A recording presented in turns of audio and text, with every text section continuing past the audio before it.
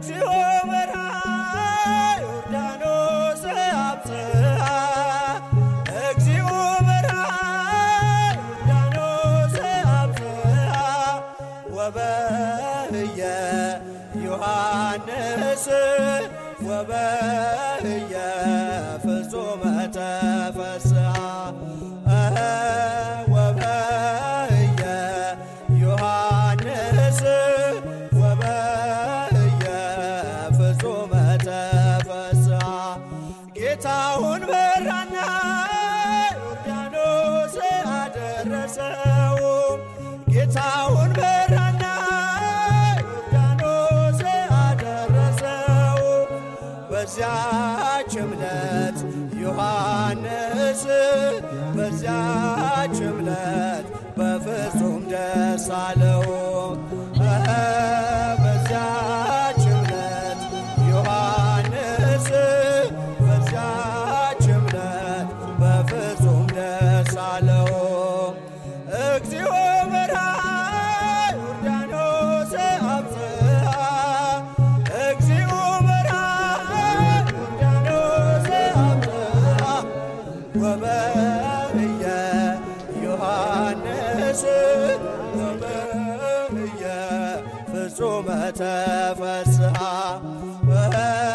ወበህየ ዮሐንስ ወበህየ ፍጹመ ተፈስሐ ጌታውን በራና ዮርዳኖስ አደረሰው ጌታውን በራና ዮርዳኖስ አደረሰው በዚያች ዕለት ዮሐንስ በዚያች ዕለት በፍጹም ደስ አለው በዚያች ዕለት ዮሐንስ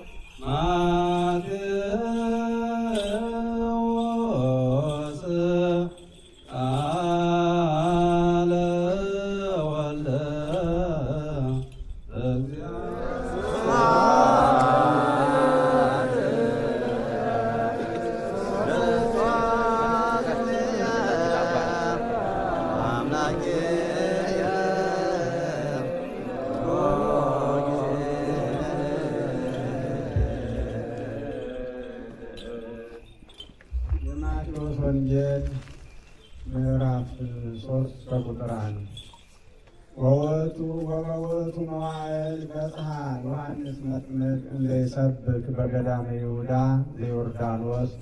በዚያም ወራት መጥምቁ ዮሐንስ የዮርዳኖስ አውራጃ በምትሆን በይሁዳ ምድረ በዳ እየሰበከ መጣ።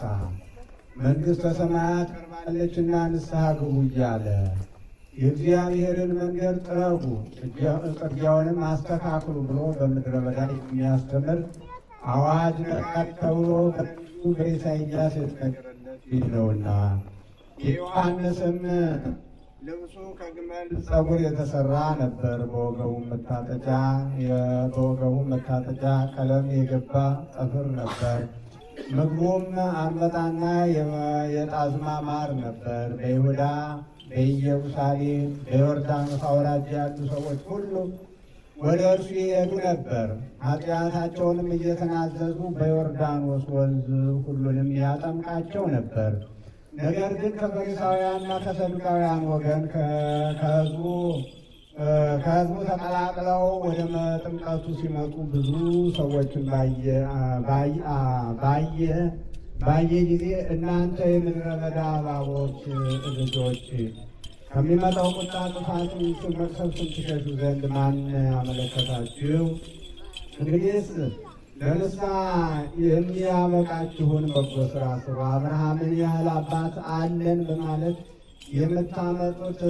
የምታመልጡ አይምሰላችሁ። እግዚአብሔር ከእነዚህ ድንጋዮች ለአብርሃም ልጆች አድርጎ ማስነሳት እንዲቻለው እነግራችኋለሁ። እነሆ ምሳር በዛፎች ግንድ ላይ ሊወድቅ ተቃጥቶአልና መልካም ፍሬ የማያፈራ ዛፍ ሁሉ ይቆረጣል፣ ወደ እሳትም ይጣላል። እኔ ለንስሐ በውሃ አጠምቃችኋለሁ። ጫማውን ለመሸከም የማይገባኝ ከእኔ በኋላ የሚመጣው እርሱ ግን ከእኔ ይልቅ ይበረታል። እርሱ በመንፈስ ቅዱስ በእሳት ያጠምቃችኋል። አውድማውን የሚያጠራ መንሹ በእጁ ያለ ስንዴውንም በሪቅ በጎተራ ይሰበስባል፣ ገለባውን ግን በማይጠፋ እሳት ያቃጥላል። በዚያን ጊዜ ጌታ ኢየሱስ በዮሐንስ እጅ በዮርዳኖስ ወንዝ ይጠመቅ ዘንድ ከገሊላ ወደ ዮርዳኖስ ወደ ዮሐንስ መጣ። ዮሐንስ ግን እኔ ከአንተ ልጠመቅ እሻለሁ፣ አንተ ወደ እኔ ትመጣለህን ብሎ አይሆንም አለው። ጌታ ኢየሱስም መልሶ እንዲህ አለው፣ እንዲህ ያለውን ተድላ ደስታ ለእኛ ነውና እውነትንም ሁሉ ልንፈጽም ይገባናልና አንድ ጊዜ ስተው አለው። ከዚህም በኋላ ተወው። ጌታ ኢየሱስም ከተጠመቀ በኋላ ያን ጊዜውኑ ከውሃ ወጣ። እነሆ ሰማይን ተከፈተለት፣ የእግዚአብሔር መንፈስ በርግብ አምሳል ወርዶ በራሱ ላይ ሲቀመጥ አየ። እነሆ የምወደው በእርሱ ደስታዬን የማይበት ልጄ ይህ ነው የሚል ድምፅ ከሰማይ መጣ። ሰማይና ምድር ያልፋል፣ ቃሌ ግን ያልፋል። ክርስቲያን ለዓለም አለ ቅዱስ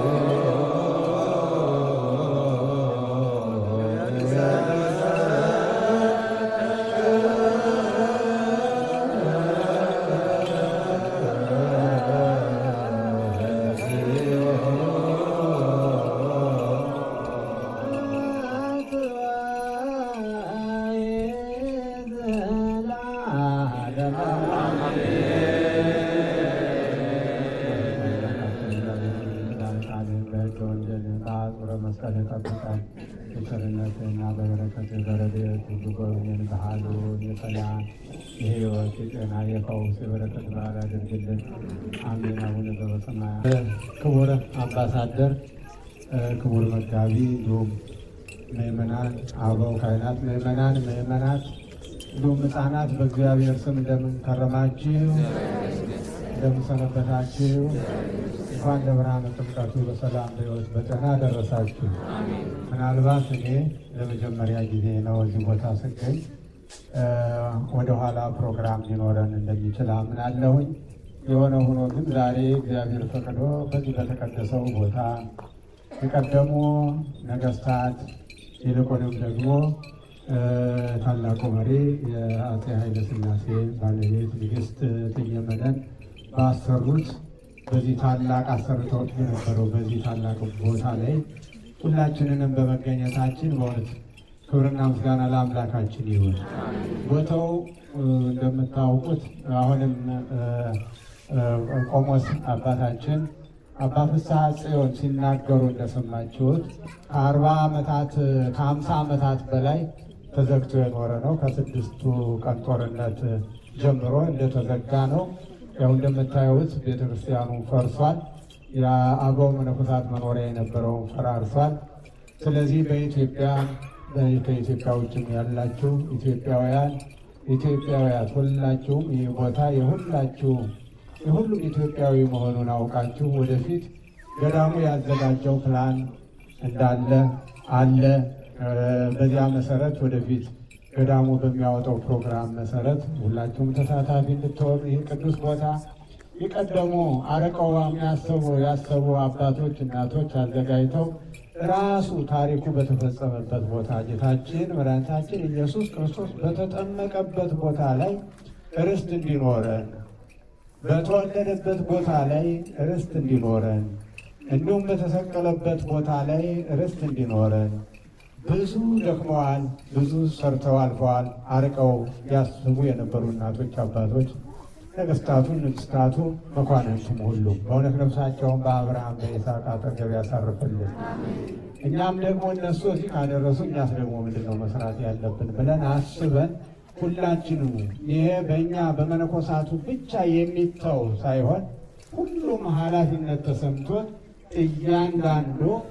እያንዳንዱ ኢትዮጵያዊ እያንዳንዷ ኢትዮጵያዊት ሁሉም ሊያስብበትና ይህ ቦታ ተከብሮ በበለጠ አሁን የተፈጠረ ቦታ ውጫ ነው ያለው ወደ ታች ወንዙ ድረስ እንዳለ የሚነገረው ቦታችንን አስከብረን ስራ መስራት እንድንችል አምላካችን እግዚአብሔር ይርዳን።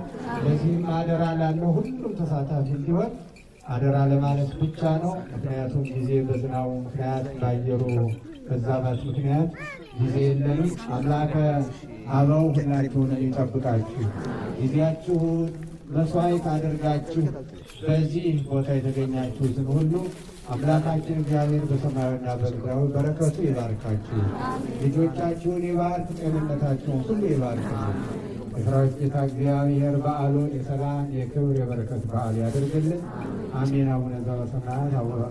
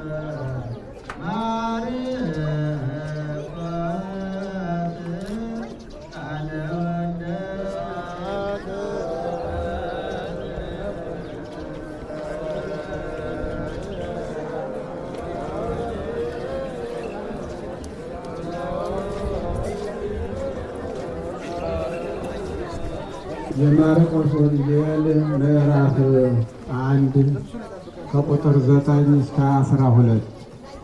ያን ጊዜም ጌታ ኢየሱስ የገሊላ ዕፃ በምትሆን ከናዝሬት መጣ። ዮሐንስ በዮርዳኖስ ወንዝ አጠገብ ቆመ። ከውሃውን በወጣ ጊዜ ሰማይን ሲቀበል መንፈስ ቅዱስን በርግብ አምሳል ወርዶ በራሱ ላይ ሲቀመጥ አየ። ከሰማይም የምወደው ልጄ አንተን መረጥሁ የሚል ቃል መጣ። ያን ጊዜ መንፈስ ወደ ምድረ በዳ አመጣው። እንጀራ ሌትና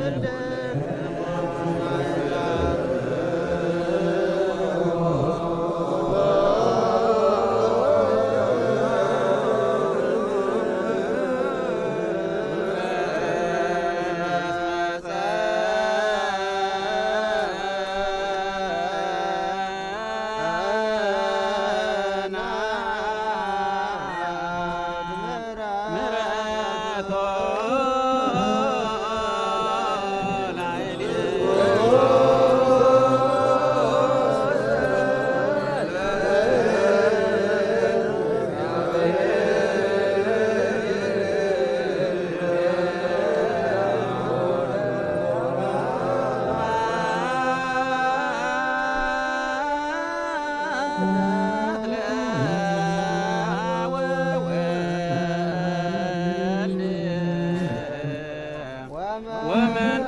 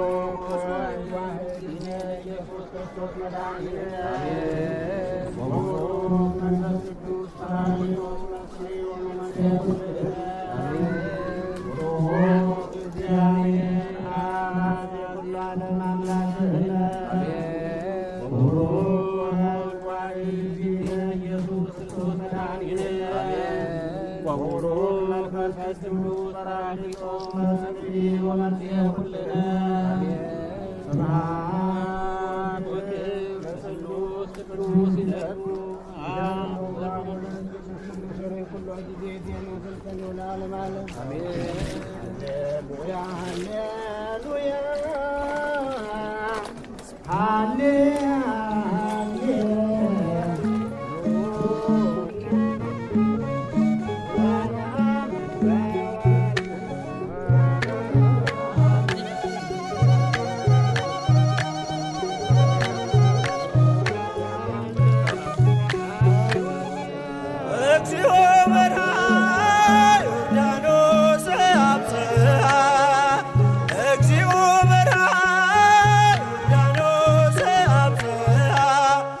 ወበህየ ዮሐንስ ወበህየ ፍጹመ ተፈስሐ ወበህየ ዮሐንስ ወበህየ ፍጹመ ተፈስሐ ጌታውን በራና ዮርዳኖስ አደረሰው ጌታውን በራና ዮርዳኖስ አደረሰው በዚያች ዕለት ዮሐንስ በዚያች ዕለት በፍጹም ደስ አለው በዚያች ዕለት ዮሐንስ በዚያች ዕለት በፍጹም ደስ አለው እግዚኦ በርሃ ዮርዳኖስ አብጽሐ እግዚኦ በርሃ ዮርዳኖስ አብጽሐ ወበህየ ዮሐንስ ወበህየ ፍጹመ ተፈስሐ ወበህየ ዮሐንስ